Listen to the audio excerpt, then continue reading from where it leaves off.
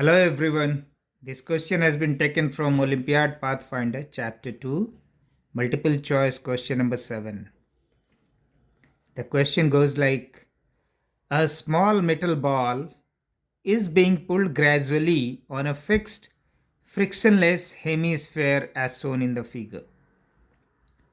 Radii of the ball and that of the pulley are much smaller than that of the hemisphere. As the ball slides from the bottom to a position close to the top of the hemisphere, how do the magnitudes of pulling force F and constant reaction force R between the ball and the hemisphere change? Four options are given. One is F increases and R decreases. Two is F it decreases and R increases. C is F decreases and R remains unchanged, means constant. D is F remains unchanged and R decreases. So in the question, the figure is given, this hemisphere. The figure is given, which you can see in the thumbnail. So this is the hemisphere, which is frictionless. B is the ball. This is your rope with which it is being pulled, and rope is passing through a pulley which is having a very small radius in comparison to the radius of the hemisphere. And the ball also is having a very small radius. So we can consider ball and A as a point for our calculation purpose, right? So in the question it is given gradually. Gradually means all the time all the forces which is acting on ball B will have a net force acting on it as 0, equal to 0. Okay. One thing you should notice that they have not given this as the rope as light rope. Actually, it should have been given, because if the rope is not light and the pulley is not frictionless, then this F will not be same throughout in the rope. Okay. So we are taking this as that the rope with which it is being pulled up is light. Okay. So that F is through and through same. And there is no friction between the pulley and the rope. So A, B and C will be a triangle, because A is very small in radius and B also is very small in radius in comparison to this. So for our calculation we are taking this as point. So ABC will be a triangle. And if we take the angle between AC and AB as alpha, then your CB and AC as beta, and then BA and CB as gamma in this triangle. Okay. Along the CB, your reaction force is acting, because the ball is in contact with the hemisphere. So hemisphere will exert a normal reaction force in the direction of this capital R. F is the tensile force which will be through and through in the rope. So this F will be acting on B, right? And mg is the gravitational force on the ball acting downward. Okay. So we can make the block diagram of B is here. Mg acting downward, R is parallel to R, F is parallel to F.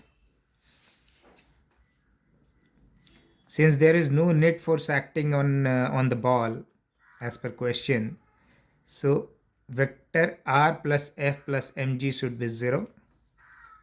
Okay. For this to happen, we can make a vector triangle out of it from equation 2, right? So the triangle has been made here. R magnitude has been taken and R direction is parallel to your R. This F is parallel to your AB and that direction is in the direction of F, right? So from this equation, R plus F should be equal to minus of the, if we take the resultant of R plus F, should be equal to negative of the mg vector, okay? And mg is acting vertically downward. So this vertical line which is connecting the tip of the F and tail of the R is your mg acting downward. So R plus F plus mg will be 0. So this you know from the vector law of addition.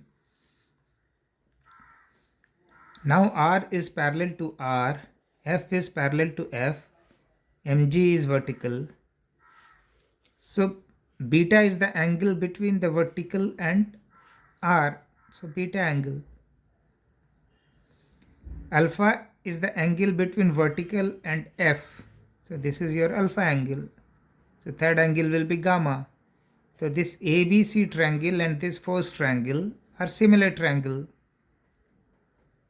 So we know that in similar triangle, the sides of similar type are in the same ratio. So AC is the vertical, MG is the vertical. So AC by MG is equal to BC divided by R, because corresponding to BC, R is the side on this in the first triangle. Same way F, same way AB, corresponding to this side is the F, so AB by F. So this will be from the triangle AC by MG is equal to BC by R is equal to AB by F. Okay. Now BC is the radius of the hemisphere, so we have replaced it with small r. Okay, if you take r is the radius of the hemisphere, small r is the radius of the hemisphere. This AB is your L. We have taken at this instant L is the length of the AB. So in the whole process, when the ball is going up, what is changing? This L is changing, right? AC is fixed because A is fixed, C is fixed. Radius of the hemisphere is fixed. So only this L is changing. What is happening when it is going up, L is getting smaller. Okay. So we got this equation number 3, and now from this L by F is equal to AC by mg from equation 3. So F is, we equated as mg into L by AC. Mg is constant, AC is constant, L is decreasing during the motion or during the riding up of the hemisphere. L is decreasing, so hence F will decrease as the ball goes from the bottom to the top. So this part we got. So F decreases. So there are two places where the F decreases are mentioned in option B and C. So that's fine. So now AC by mg is equal to R by R, small r by capital R. So reaction force R is equal to mg R by AC.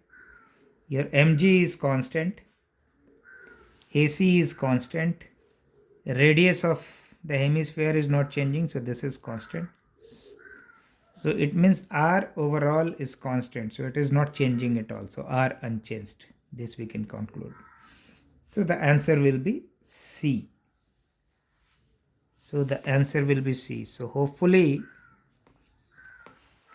the concept is clear behind solving these questions. At any place, any point where you feel that you have not understood, please mention in the comment box. I will come back at it. I'll come back on it. But try to highlight the point where you have not understood, so I can re explain in a different way. Thank you.